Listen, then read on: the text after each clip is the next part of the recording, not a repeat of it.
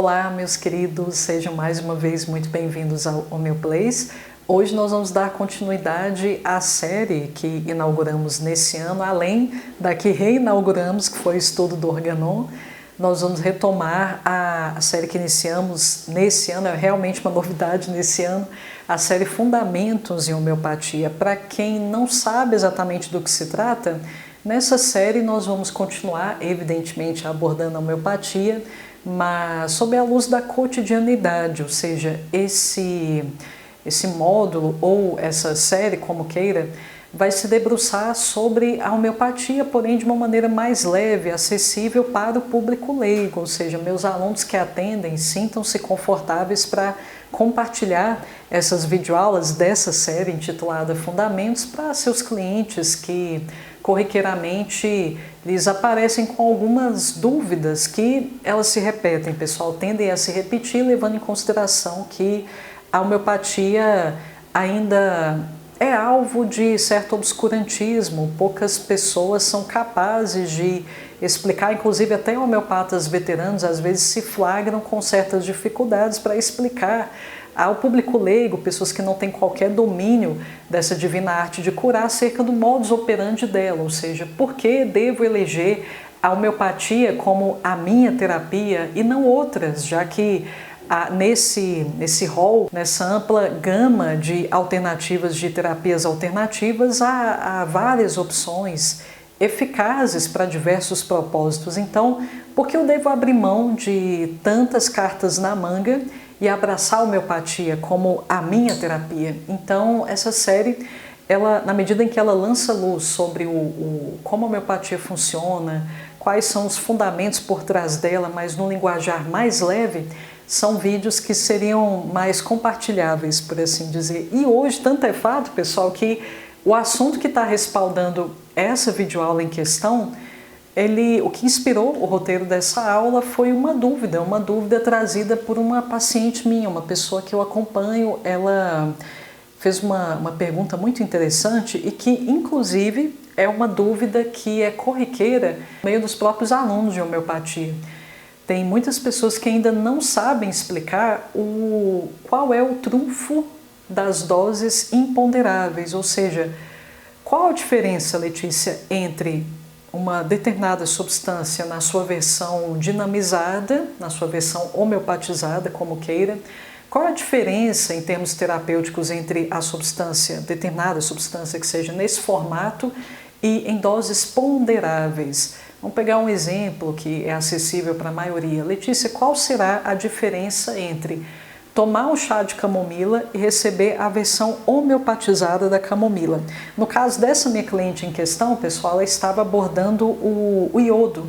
Então, eu havia passado a ela, nessa situação específica, a homeopatia do iodo para o tratamento de determinada questão. E aí ela me disse o seguinte: nossa, Letícia, mas acontece que eu já diariamente tomo algumas gotinhas de Lugol, ou seja, eu já suplemento iodo. Então, bom, qual será o objetivo dessa versão homeopatizada do iodo, da homeopatia do iodo? Teve outra situação com que eu me deparei com um empecilho bem, na verdade não é empecilho, né? A pessoa precisava de maiores esclarecimentos. Foi uma objeção levantada por mais uma paciente diabética.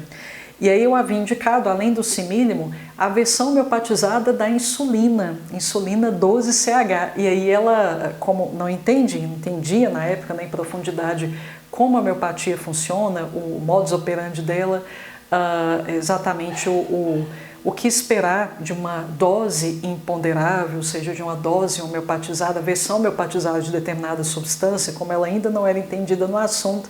Então ela levantou a seguinte objeção: nossa, Letícia, mas eu na verdade procurei a homeopatia justamente porque eu não queria tomar insulina e agora você está me passando a insulina, mas eu tive que explicar que não, eu estou te indicando a insulina homeopatizada. E aí eu fui explicando qual é o grande diferencial entre a insulina em doses ponderáveis, que é aquela que o diabético injeta em si mesmo realmente, e a insulina na versão homeopatizada. Eu dei o exemplo da camomila, pessoal. A minha cliente, ela levantou essa objeção em relação ao iodo, mas a gente poderia pensar em em várias outras também, várias outras possibilidades, principalmente quando nós conhecemos bem o princípio fitoterápico de determinada substância. Algumas pessoas podem se perguntar, não, Letícia, mas eu tomo chá dessa planta que você me indicou a versão homeopatizada dela, então qual vai ser a diferença? Os efeitos serão os mesmos? Não, pessoal, pelo seguinte, agora vamos aqui ao cerne da questão. Por que eu gravei essa videoaula? Porque a partir disso vocês vão entender toda a abordagem integrativa da homeopatia, que é exatamente o pano de fundo da sua operação. Então vamos aqui, vou pegar o exemplo do iodo, foi exatamente o contexto aí da minha conversa recente com essa minha paciente. Então, veja bem, eu disse a ela o seguinte, vai ser basicamente o que eu vou trazer a vocês aqui, mas de uma forma mais simplificada, de uma forma mais enxuta, para que a explicação fique o mais didática possível para todo mundo.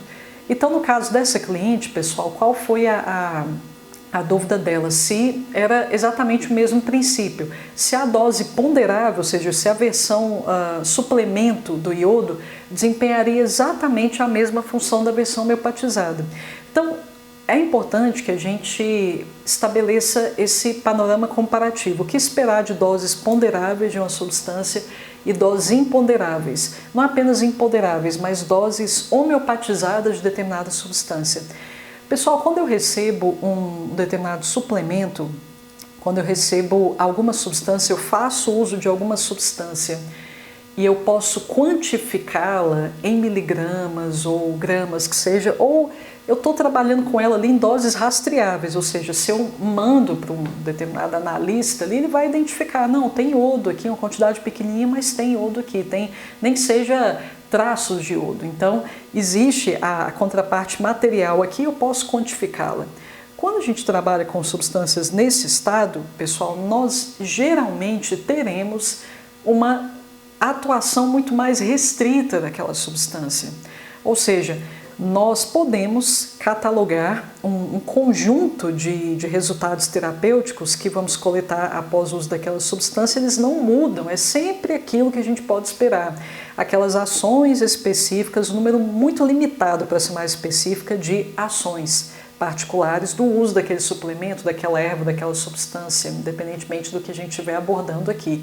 Então, no caso do Lugol, por exemplo, pessoal, a maioria das pessoas que fazem uso do Lugol, não é verdade, elas buscam por ou alcalinização, mas a maioria esmagadora busca pela regulação da tireoide, busca também no iodo, no Lugol ali no caso, uma forma de se purificar de metais pesados, uma forma de quelar, vamos utilizar aqui um termo mais técnico, uma forma de quelar os metais pesados que porventura estiverem em circulação no seu organismo. Então, geralmente, quem faz uso do Lugol, às vezes, só para colocar mais uma busca, aqui, mais uma demanda nesse rol de possibilidades do Lugol, algumas pessoas buscam no Lugol uma maneira de tratar ovários policísticos também. Então, bom, a gente pode se ater a essas demandas especificamente. Quando alguém usa Lugol em doses ponderáveis, manda manipular o Lugol para suplementar o iodo, geralmente a pessoa busca por uma ou mais dessas atribuições, dessas vantagens, ganhos terapêuticos que eu citei. Agora, é a mesma coisa se eu fizer uso do iodo homeopatizado, pessoal? Não, pelo seguinte, porque quando eu faço uso da versão dinamizada de uma determinada substância, de fato, como eu mesma disse, a substância ela passou pelo processo da dinamização. Quando a substância passa por esse processo de dinamização, o que acontece? O que é feito aqui tecnicamente? Nós vamos diluir muito essa substância, a gente vai trabalhar com doses imponderáveis dela, geralmente, ou em doses diminutas, quase não consigo rastrear.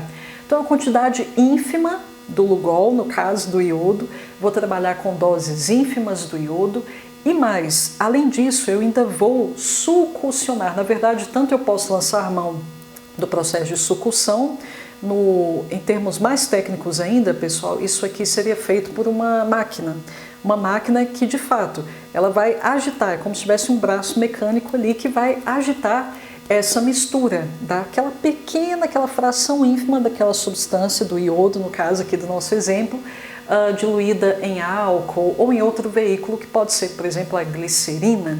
Então nós vamos agitar essa mistura, essa solução, e pronto, nós temos ali a versão homeopatizada do iodo. Aí a quantidade de diluições, pessoal, e a quantidade de sucusões, eu posso tanto succionar quanto eu posso utilizar uma outra máquina também chamada de fluxo contínuo, que não necessariamente sucuciona, mas gera uma centrifugação ali da solução, mas aí já são outros 500. Mas em geral eu vou ter esse dueto da diluição e da agitação. E vou agitar essa solução mediante algum expediente específico, que pode ser a centrifugação, a sucção e até outros também. Mas vamos chamar atenção para os mais conhecidos aqui, que é a sucção e o fluxo contínuo. Então, geralmente eu vou lançar a mão dessa estratégia que consiste nesses dois expedientes. E aí, quanto mais eu subo em termos de dinamização é o quê? Para quem tem a mínima ideia do que eu estou falando, pessoal, são aqueles numerozinhos que estão depois do nome da homeopatia. Por exemplo,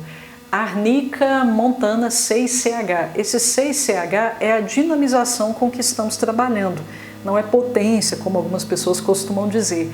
Aquilo a gente entende como dinamização, ou seja, a gente agitou 6 vezes aquela mistura e diluímos essa mistura, dose ponderável da arnica com solução, nós succionamos também 6 vezes e nós diluímos também 6 vezes. Então a 6CH está fazendo referência a esse processo. Quanto mais a gente trabalha com dinamizações mais altas, a gente presume que mais aquela substância foi diluída e succionada ou foi submetida ali a mais centrifugações. É essa leitura que a gente pode fazer.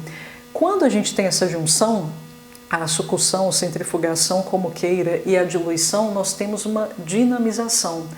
A dinamização, pessoal, se a gente se ater aqui à etimologia da palavra, a gente vai encontrar o termo dinamis. O termo dinamis, ele pode ser traduzido como energia, pode ser traduzido como força. Então, eu tenho, dito de outro modo, a versão potencializada, a versão energizada do iodo. Aí agora, efeitos. Tá, Letícia, mas essa versão energizada, ou seja, esse iodo que foi diluído tantas vezes, foi succionado tantas vezes, por que ele é diferente daquele iodo em doses ponderáveis?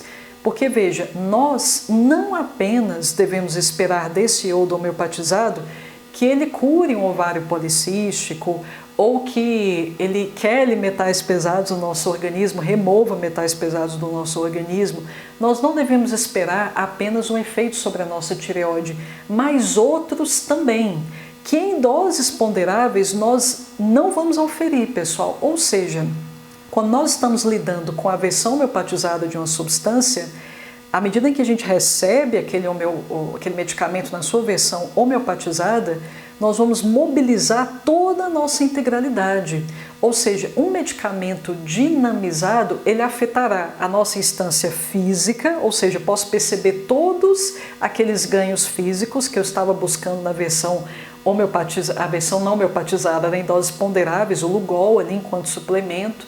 Então, eu vou oferir não apenas aqueles resultados, mas outros também na esfera clínica. Eu não sei se vocês sabiam, não sei se vocês conhecem a matéria médica do iodo, mas nós temos vários outros sintomas além daqueles: intoxicação por metais pesados, síndrome do ovário policístico.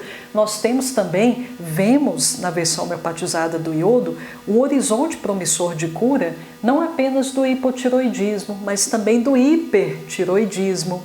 Nós temos também outros quadros sendo tratados, como tendência à hiperventilação, problemas nas cordas vocais e na voz, cistos de repente nas cordas vocais. Nós temos aqui a trombocitopenia, é outro diagnóstico passível de ser curado com a versão homeopatizada do iodo. Mas veja, pessoal, eu ainda estou me atendo à esfera física, mas nós sabemos que a versão homeopatizada do iodo, ela agirá não apenas sobre a minha entidade clínica, sobre a minha instância física, mas também eu tendo a perceber efeitos sobre o meu âmbito emocional, sobre o meu âmbito mental e, dependendo da dinamização com que eu estiver trabalhando, até muito além disso. Ou seja, aquilo, o Lugol ali no caso, aquilo que eu utilizava para me desintoxicar de metais pesados, quando é dinamizado, pode tratar, por exemplo, um medo de falar em público. Está na matéria médica de iodo. Medo de falar em público, há muitos medos aqui em Iodo. Medo de espaços fechados, tem pessoas que acreditam que isso seja perceptível apenas nos nítricos, apenas em tuberculino ou medicamentos tuberculínicos. E os iodato, a grande maioria, será tuberculínico, mas há muitos leproscos também, mas aí já é outro assunto. Mas veja bem, quando eu recebo a versão dinamizada do iodo, eu trato também medos inúmeros, como esse que eu falei, medo de espaços fechados, espaços estreitos, o medo de falar em público, medo de histórias de terror. Eu tenho também o medo de altura, pode ser bem tratado aqui também. Se eu tenho medo de espaços fechados, eu também tenho um grande incômodo com abraços muito apertados, pessoal. Veja bem, o medicamento para tratar a aversão a abraço muito apertado. Veja que está aqui na versão homeopatizada do iodo, mas não estava lá no Lugol. Ninguém toma o Lugol em sã consciência, ninguém toma o Lugol, ou seja, o iodo em doses ponderáveis para tratar a aversão a ser abraçado fortemente. A aversão ao toque, porque no fim das contas os iodato não gostam de ser tocados, é essa a grande questão. Bom, e além disso, tem sonhos aqui, alguns pesadelos que podem ser tratados com a versão homeopatizada do iodo, que não é tratado com Lugol. Sim, que tipo de pesadelos eu posso ter aqui? Que eu estou cheia de lama, que eu estou cheia de fezes, estou totalmente enlameada de fezes, por assim dizer. Eu posso ter pesadelos também que a minha filha, se eu tiver uma filha no caso, ela se afoga na água. Eu posso ter vários focos aqui de irritabilidade também, aquela irritabilidade que ela vem como consequência, por exemplo, de um olhar. Os iodatos geralmente não gostam de ser olhados, então veja bem, um desconforto específico que é tratado com a versão homeopatizada do iodo. O que eu posso ter aqui também é aquela criança que detesta ser embalada, que detesta ser tocada, não gosta de carinho. Isso é tratado com a versão homeopatizada do iodo também. Eu tenho aqui a aversão a calor, é aquela pessoa que ela tende a piorar significativamente dos seus sintomas no calor. É aquela pessoa, como eu falei, que tem tendência à claustrofobia, aquela pessoa que tem tendência à talassofobia também, que é o medo do mar aberto, medo de, nossa, não ver o fundo ali daquele corpo hídrico em que ela está adentrando, embora não seja bem da seara do iodato, mas os iodato não gostam de não gosto de mar aberto, né? Esse é o nome, talassofobia mesmo, né? Que a talassofobia configura esse medo mais especificamente mar aberto. Eu pioro se eu acordar às 5 horas da manhã. Na verdade, 5 horas da manhã piora os meus sintomas, é um horário que eu sinto ali o apogeu dos meus sintomas. Veja bem, tudo é tratado não com Lugol, não com iodo em doses ponderáveis, mas sim com iodo em doses não ponderáveis, mais especificamente na sua versão homeopatizada. Então veja, pessoal, que o leque de atuação terapêutica de uma determinada substância, quando ela é homeopatizada, é muito maior e abrange todas as minhas instâncias, não apenas aqui a instância clínica, física, mas eu tenho invariavelmente uma atuação em todos os meus âmbitos, no âmbito emocional, no âmbito mental, no âmbito das crenças. Vou dar um exemplo aqui de crença que pode ser tratada com iodo, uma crença passiva de ser tratada por sua versão homeopatizada, versão homeopatizada do iodo. Eu posso ter a seguinte crença sendo trabalhada: serei abandonada, serei banida, serei excluída caso eu não abra mão dos meus ideais, caso não abra mão das minhas convicções políticas. Pessoas que têm traumas por terem sido exiladas, é um medicamento excelente para refugiados, pessoas que tiveram de ser expatriadas, não apenas em função das suas convicções religiosas, mas às vezes em função do seu próprio patriotismo. Temos aqui um excelente medicamento para a memória. Temos aqui um medicamento maravilhoso também para pensamentos obsessivos, que na verdade é como se fosse uma consequência da memória precária. A memória dos iodato, pessoal, geralmente ela é tão precária que o sujeito, exatamente por isso, ele se torna obsessivo em relação àquilo que ele não quer esquecer, em relação àquilo que lhe é tido como fundamental. Então, como ele sabe que ele é esquecido, ele acaba montando uma espécie de ritual para ele, um ritual daquelas coisas que ele não pode esquecer de jeito nenhum, porque senão dá problema. Obsessão em relação a ter trancado a porta de casa antes de sair. Nossa, eu tenho que trancar, não posso esquecer de trancar, e fica aquela obsessão com porta trancada, ele tem que ficar verificando aquilo toda hora, Por quê? Porque para ele é fácil esquecer, então ele tem que construir uma certa obsessão em cima de determinados protocolos dos quais ele sente que não pode abrir mão. Então, por isso mesmo, obsessões de diversos tipos são tratadas com esse medicamento em questão. Às vezes não isoladamente, pessoal, às vezes dependendo do tema da obsessão, por exemplo, a obsessão em relação a um pensamento fixo, né? Porque do fim das contas a obsessão é um tipo de pensamento fixo em relação a alguma mazela que pode me acometer subitamente. Eu tenho medo de que alguma doença desponte subitamente e isso acabe sendo revertido uma perda de estabilidade. Ou seja, são temas que lembram arsênico. Então, muito provavelmente, a instabilidade desse indivíduo será tratada com arsênico iodato, não apenas o iodo puro, mas combinado com arsênico, que arsênico traz alguns temas, confere alguns temas que iodato apenas não consegue abarcar. Então eu tenho esse casamento de ambos os temas chegando a arsênico e iodato. Essa é a maravilha de trabalhar com método periódico. Se a gente conhece os temas, as crenças centrais de cada elemento da tabela, a gente pode montar os nossos medicamentos, criar os nossos próprios medicamentos conforme as crenças centrais com que estamos nos deparando. Mas, pessoal, eu queria chamar a atenção de vocês para a maravilha, o quanto a gente desperta o potencial curativo de substâncias que, às vezes, a gente trata com certa leviandade. Ou seja, a partir dessa percepção do modus operandi da homeopatia, a partir dessa percepção, de certa forma, até simplória, pessoal, basicamente eu estou estabelecendo aqui uma diferença entre o medicamento dinamizado e não dinamizado, no seu estado bruto, basicamente é disso que se trata. A partir dessa constatação, o aluno mais sensível consegue chegar à conclusão que tudo cura. De fato, a partir do momento que eu dinamizo determinada substância, qualquer substância mesmo, pessoal, um pedaço dessa cadeira que eu estou sentada aqui, o giz, já existe inclusive, pessoal, a gente poderia dizer que isso aqui que eu estou pegando é a calcária carbônica, um pedacinho desse quadro, um pedacinho do neon, existe matéria médica do neon, não sei se vocês sabiam disso, do papel, eu gosto muito de usar esse exemplo, eu posso dinamizar o papel e descobrir, consequentemente, o que ele é capaz de curar. Isso é importante enfatizar, pessoal, eu devo levar em consideração apenas o potencial curativo daquela substância? Não, isso é importante. Eu devo levar em consideração algo que é indissociável da abordagem homeopática, que é a lei dos semelhantes. Então, no fim das contas, eu avalio o quadro geral do doente e percebo quais são os sintomas de que ele padece. E eu vou comparar com a matéria médica de determinado medicamento. O que é matéria médica de um medicamento, pessoal?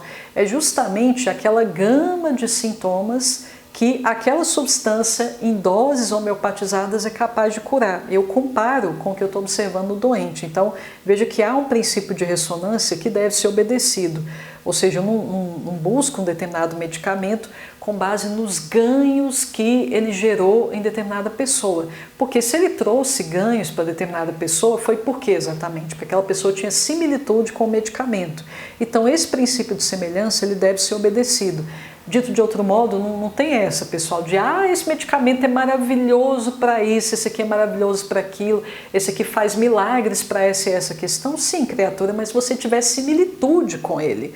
Então, todo esse milagre que a gente costuma testemunhar, ouvir da boca de pessoas que já utilizaram homeopatia, isso aí é fruto da obediência a um princípio de ressonância, ou seja, a indicação de determinado medicamento para aquele doente provavelmente foi muito assertiva. Por isso, pessoal, que o critério nunca pode ser o critério para a eleição de um medicamento. Na verdade, o conjunto de critérios, eles precisam ter um apelo integrativo também. Então, é aquilo que eu sempre falo, não posso, só porque a pessoa tem ovário policístico, eu não posso só por causa disso indicar um iodo para ela homeopatizado. Por quê? Porque, na verdade, o iodo homeopatizado, sim, ele é capaz de curar o bendito ovário policístico, sim.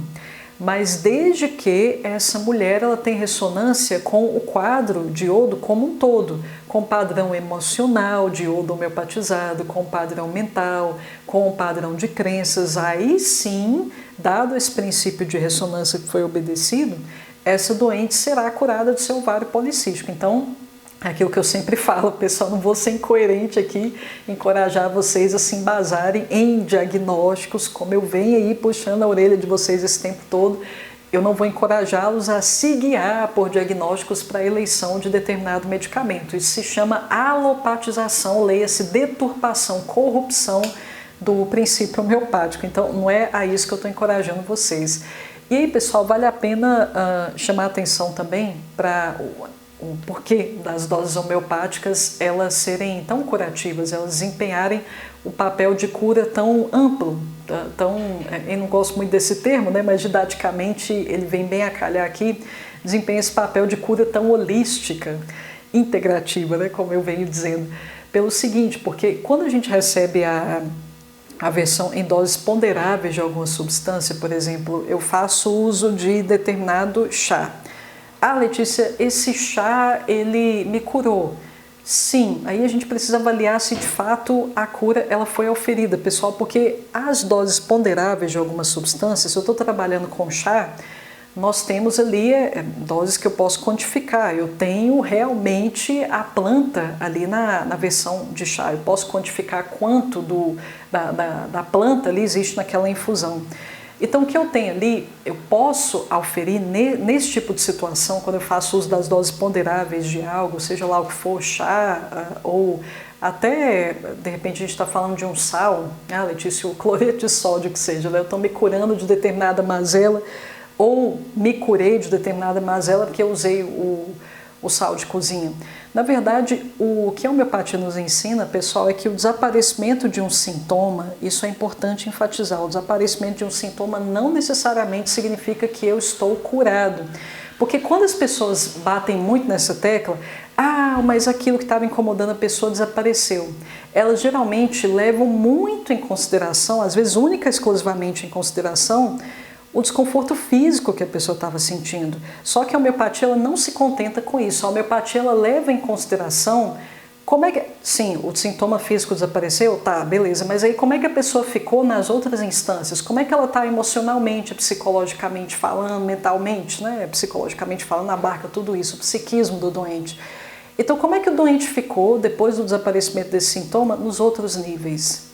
Às vezes, pessoal, a gente pode chegar à conclusão que o sintoma físico, por exemplo, que uma sarna sumiu, uma urticária sumiu, eu passei o chazinho de não sei das contas aqui, sumiu.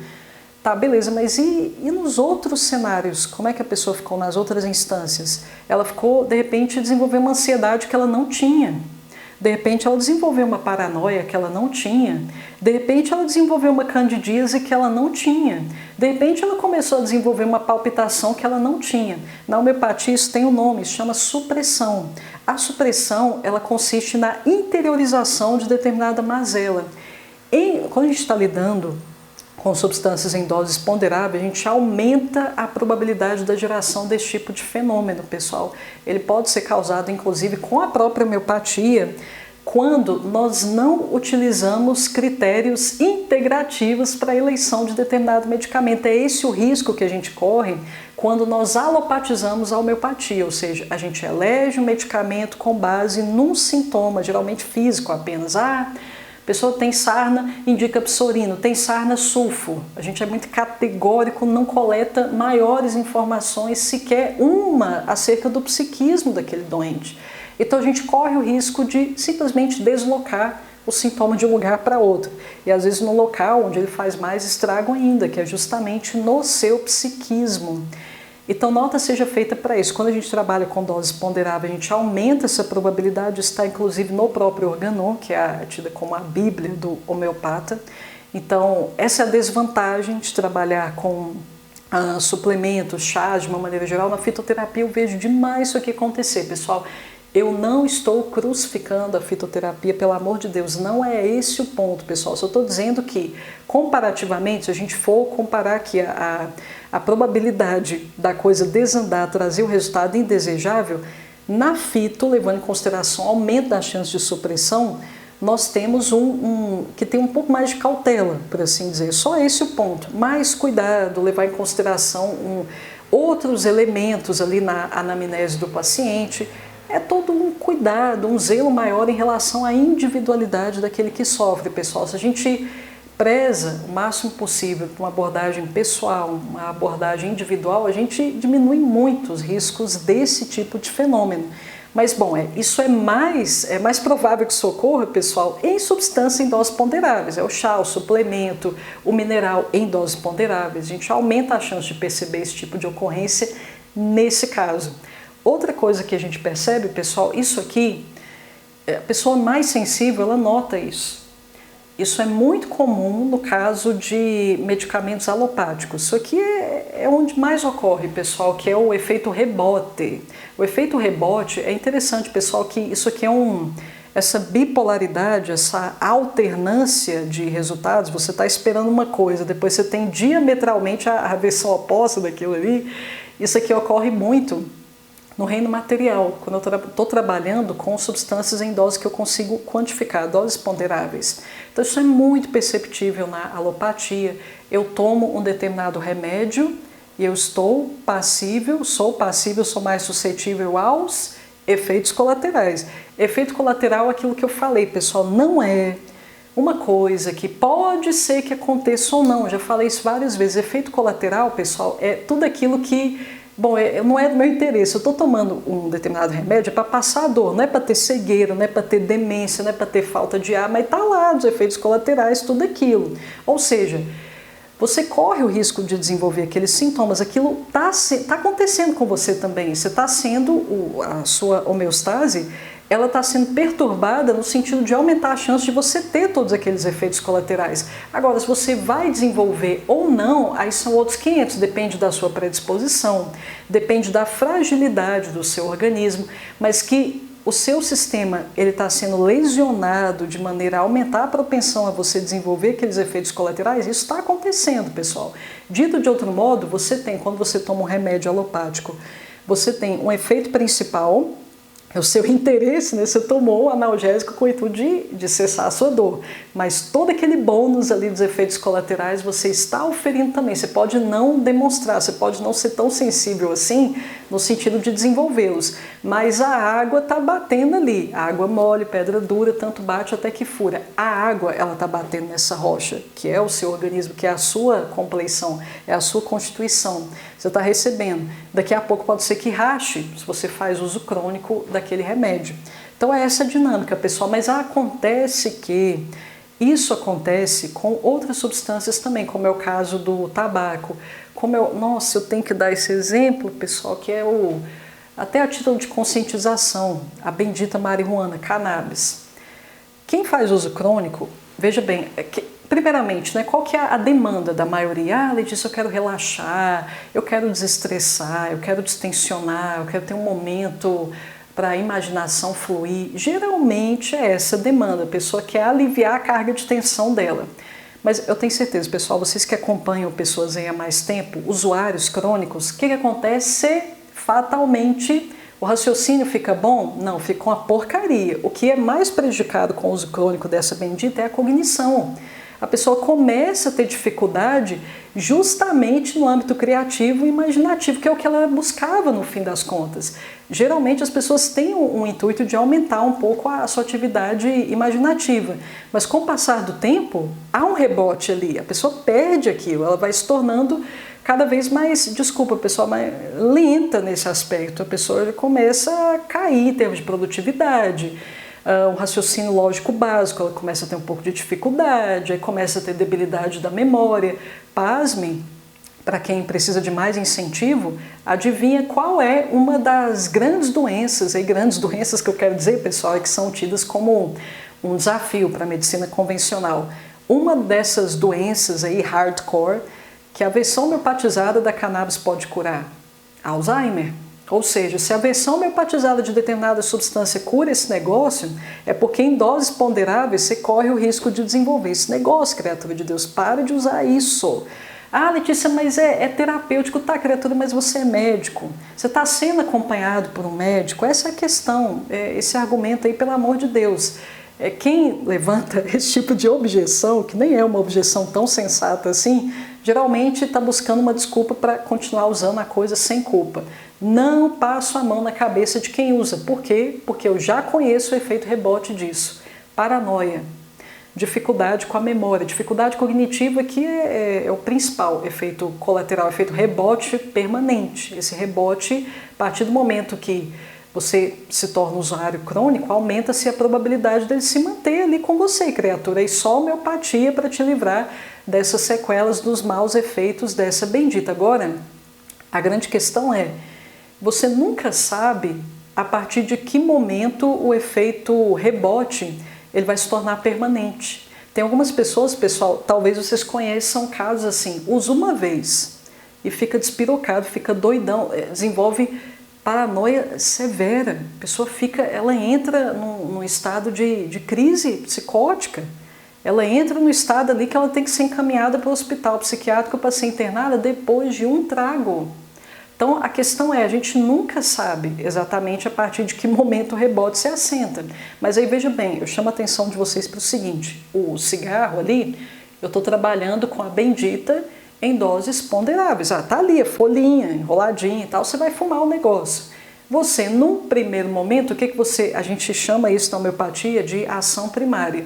Num primeiro momento, o que você tem? É o relaxamento, você percebe aquela atividade criativa, imaginativa, mas o rebote, muita gente está familiarizado com ele, pessoal. Você pode ter palpitações, aí é extremo oposto mesmo. Você pode ter ansiedade, você pode ficar extremamente aflito, voraz para comer porcaria. Isso aí tem até um nome, né? O pessoal chama de alarica, alguma coisa assim. Então veja, você usou a coisa com determinado objetivo, relaxar, e daqui a pouco você está super ansioso porque vem um rebote do negócio que você acabou de usar. Quando a gente usa alguma substância em doses ponderáveis, pessoal, aumenta-se a probabilidade do rebote. Na verdade, o rebote, igual eu falei, ele sempre acontece, só que algumas pessoas são mais ou menos sensíveis a ele. Mas veja, se eu continuo usando, eu tenho aquele rebote e eu aumento também a probabilidade do rebote se tornar crônico. Se tornou crônico, pessoal, a gente já sabe o que isso significa. Eu vou ter que usar o negócio cada vez mais para compensar aquele mal-estar que eu sinto, que é um rebote que se cronificou no fim das contas. Então, isso acontece muito com chás, camomila, eu tenho uma certa ressalva em relação às mulheres lactantes, né? De repente tem um bebezinho lá super agitado, Letícia, eu não aguento mais, o menino chora o dia inteiro, o que eu faço para acalmar essa criança? Aí ela toma o bendito chá de camomila.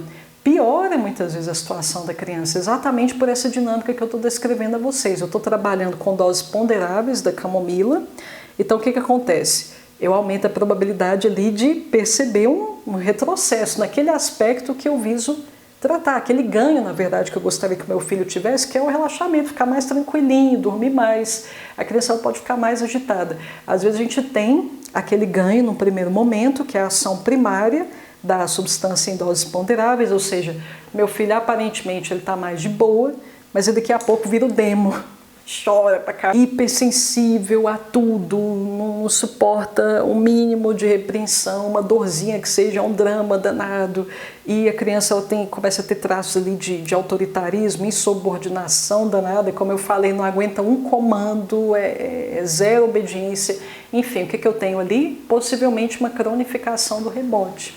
Então é outra situação que a gente percebe quando a gente trabalha com a substância nesse formato, que eu posso quantificar. Quando a gente está trabalhando com algo materialmente quantificável, pessoal, a lei das polaridades, ela se aplica de uma maneira mais perceptível. Então essa dualidade, ela é passível de observação, principalmente pessoas mais sensíveis. O que é isso? Eu uso, noto determinado resultado e daqui a pouco o pêndulo volta, vai para o extremo oposto.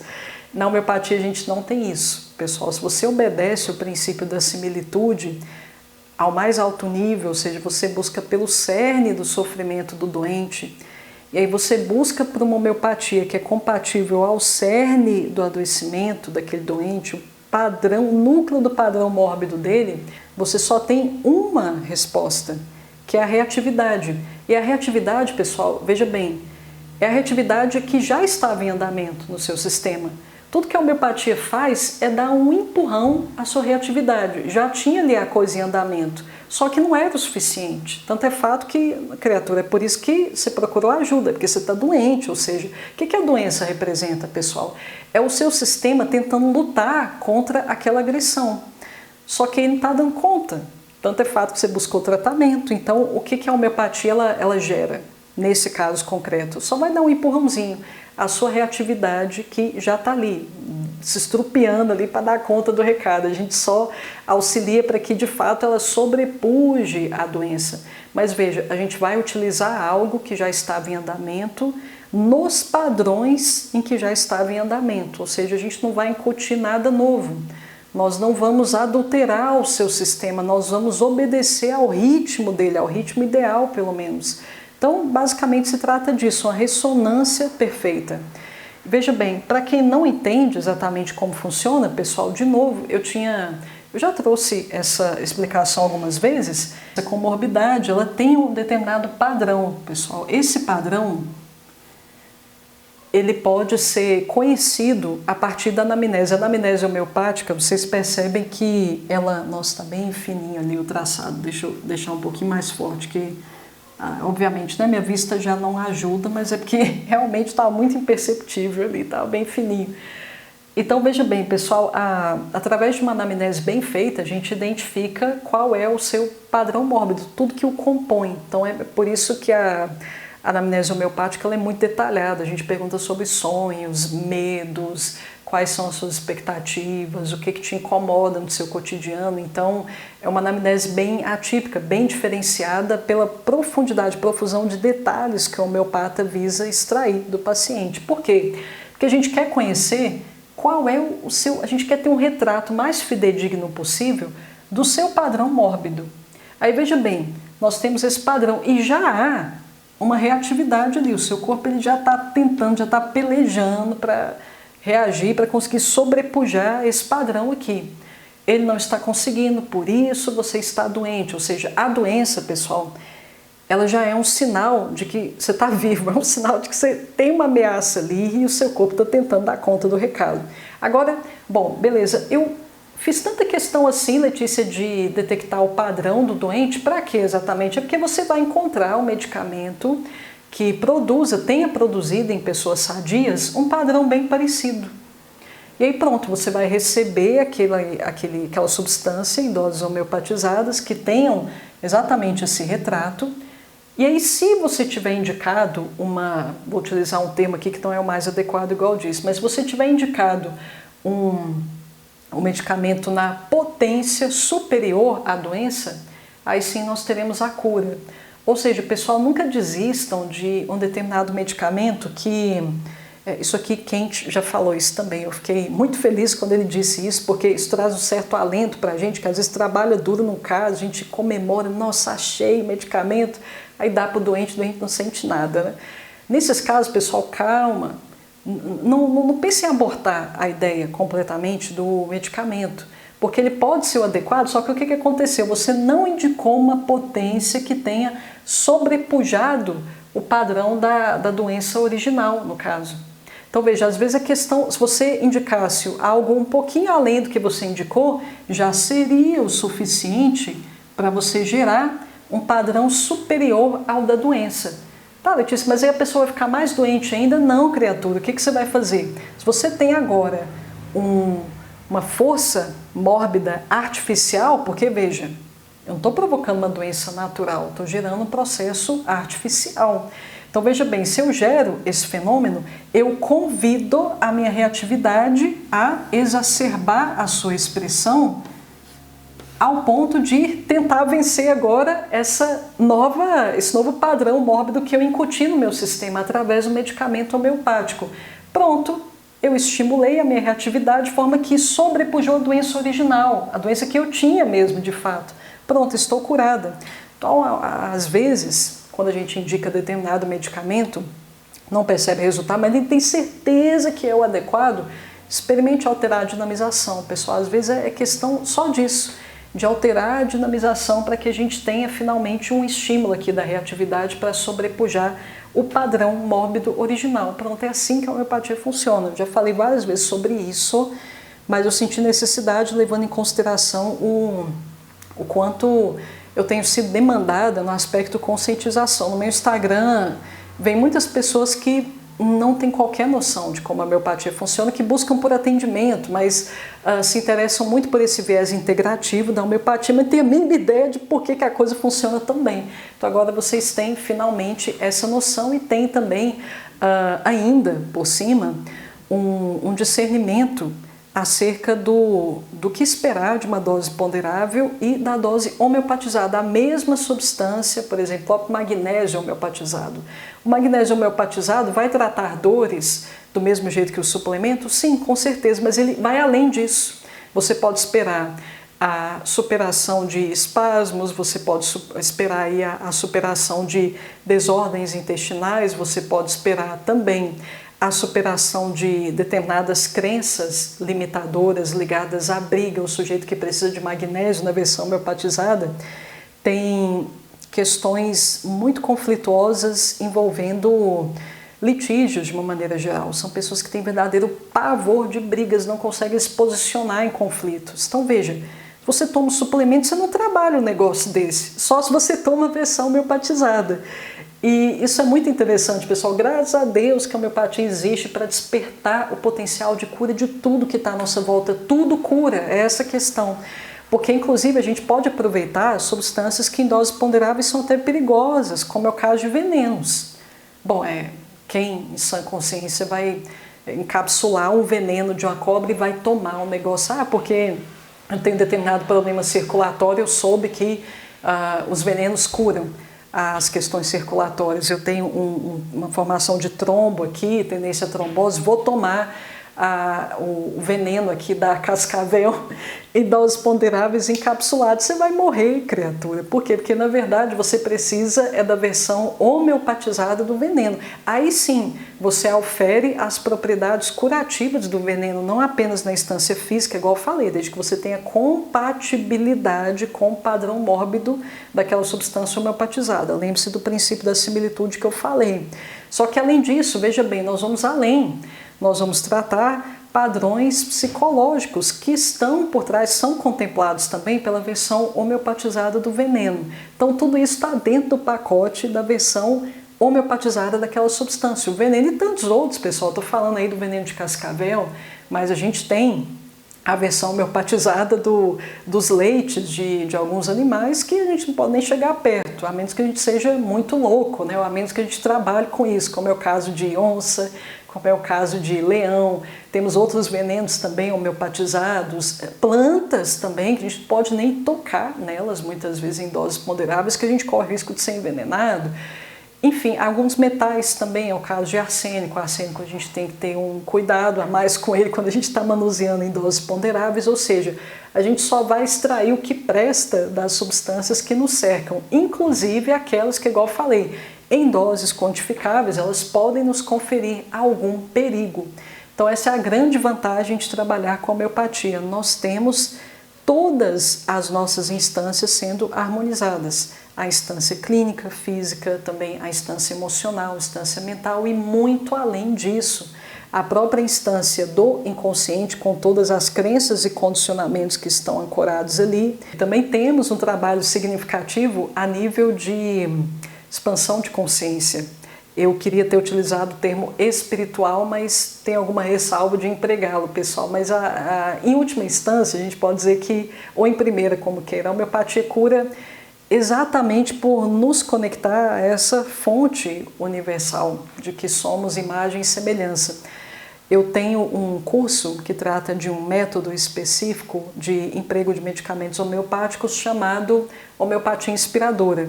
E basicamente ele é autoria de um homeopata renomado chamado Tinos Smits, e Tinos descobriu que, olha só, outro emprego aqui genial da homeopatia para que vocês tenham uma noção do potencial curativo dela, do que ela pode curar. A gente percebe que vai muito além da mente, adentrando instâncias mais profundas, mais inacessíveis para muitas pessoas. Então, Tinos descobriu que palpitam no ser humano 7 necessidades universais que elas devem ser atendidas para que ele possa estar o mais próximo possível do fim último da sua existência.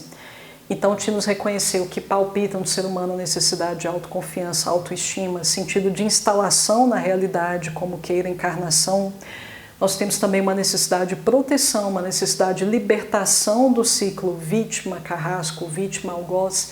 Temos uma necessidade de desenvolvimento moral, orientação moral, ou seja, temos necessidade de discernir bem e mal. E temos, obviamente, necessidade de transcendência. Ele descobriu que para cada uma dessas lacunas, lacuna de autoconfiança, autoestima, instalação na realidade, existe uma homeopatia capaz de preenchê-las. Então veja, daqui você já consegue depreender o quanto a homeopatia é capaz de nos harmonizar. Isso numa instância muito profunda, é uma instância que a gente não consegue conceber, ainda mais quando a gente trabalha com dinamizações mais altas, pessoal, ainda é uma incógnita.